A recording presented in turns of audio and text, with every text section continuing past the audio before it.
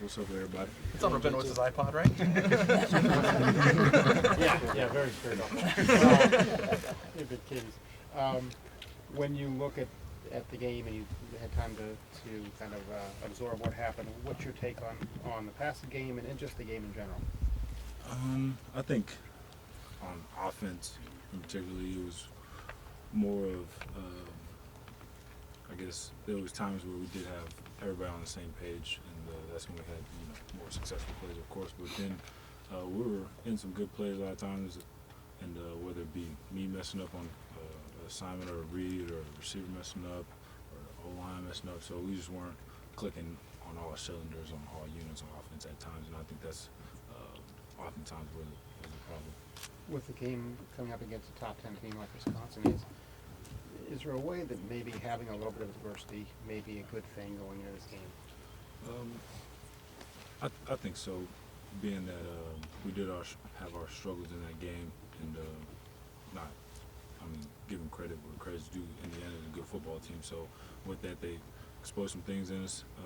So definitely lets us reflect and be able to try to fix those mistakes that we have.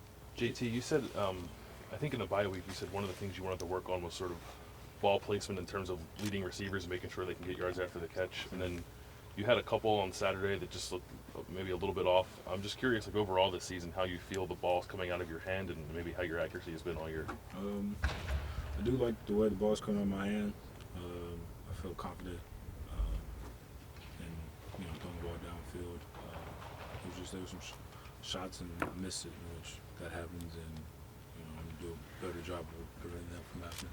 Kurt Sherman, when he was here, used to rave about your accuracy and said you were one of the most accurate quarterbacks he's ever had. So you still feel like you're that guy? You just missed a couple on Saturday. Absolutely. JT, when you talk about those issues, do you see them as a one-week aberration, or is there anything that has been going on for a couple of weeks that concerns you? No, I think it was just this week, and that was a good team like we faced, like I said, and I think our game plan was good. It was just missed on plays, and it was just everybody as a whole on offense, not just one particular group.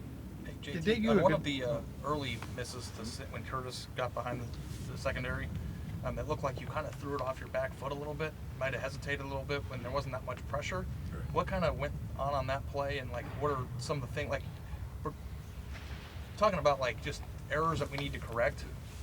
Absolutely. Is that what you were saying? So I just wanted to understand how those errors happen and what might have happened on that play. On that given play, it was a play action play, and they brought 5 guys, so it was a blitz, and there was no need to play action anymore because it was a blitz, and I guess got caught too close to the line of scrimmage. So that was why I threw off my back foot, and that was just that example was something that was happening a lot of times throughout the game. Coach Meyer said that you're maybe a little too much of a security blanket for him. When you hear that, hey, what do you think? And in other words, he relies on you maybe too much at times. And of your 26 carries, how many of those were you decisions, would you say? I'm not sure exactly how many were just mine. I think in the passing game, obviously we want to throw the ball downfield, but like I said, they did a good job covering our guys, and we didn't do a good job getting open. So with that, everybody has to work better with that, but I do what it takes to win. And if that means I have to run the ball 26 times in order to win by 21 points, and by golly, best believe I'm going to do that. So, I don't mind if he says that, but he knows that I'm doing whatever it takes to win a game. What's the Sunday practice like about for you? Wisconsin? Say again? What sticks out defensively about Wisconsin? They have good players. I didn't get a chance to, dive into their defense. That's what I do on Mondays after I talk to y'all. But from watching them on Saturdays, just watching the game, I know they rally on the ball. I think they play fast and hard, and they definitely have good players on the defense. Knowing they've got a player named Watt, who's a brother of a Watt, does that immediately get your attention from the standpoint of wanting to know a little bit more about this guy, JT? No, not really. Really? What's a Sunday practice like for you in the offense when you kind of struggle, but you guys, like you said, you won by 3 touchdowns? I think we just get back to the fundamentals of what we do. I think that's was the main thing, is that the fundamentals lacked in the game, and that that's how we played poorly because we didn't play with great fundamentals. Do you see like any change from Coach Meyer or Coach Beck as far as you struggled throwing the ball yesterday? No. What have you heard about? We check on you to see later on Saturday. You said check later to see if you felt those 26 runs. Do you feel like you ran the ball 26 times on Saturday? No. What have you heard about Madison, Camp Randall? Heard it was loud.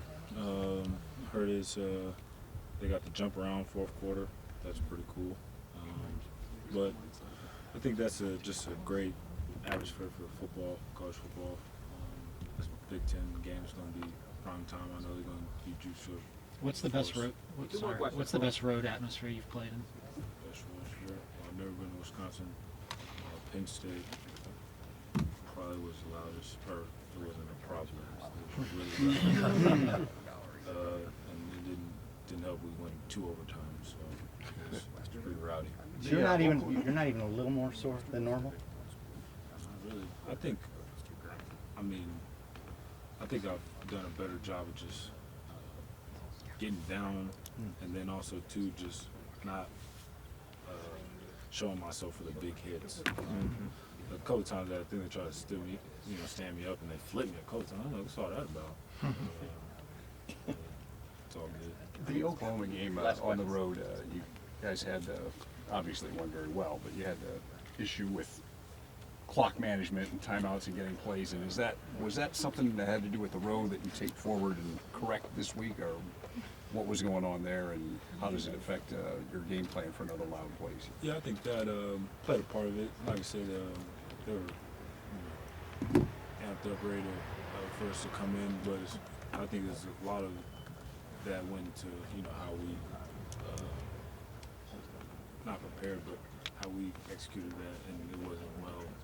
So we're going to do a better job of that, of getting the plays in and making sure guys lined up and be able to execute when it's loud. So we're going to do a lot of stuff in practice in order to take care of that. What does Coach Meyer and his group do best about getting you guys ready for a road game, JT? I mean, what just stands out about their preparation? Because you guys have done fairly well on the road. I think it's just when you're going on the road and it's kind of feeling that it's everybody else against us. I think that's the type of mentality. I think it's more a mental type of thing, and we just bowing your mouthpiece a little harder, tighten up the chin strap a little more, and that that you're away from home and you don't have that type of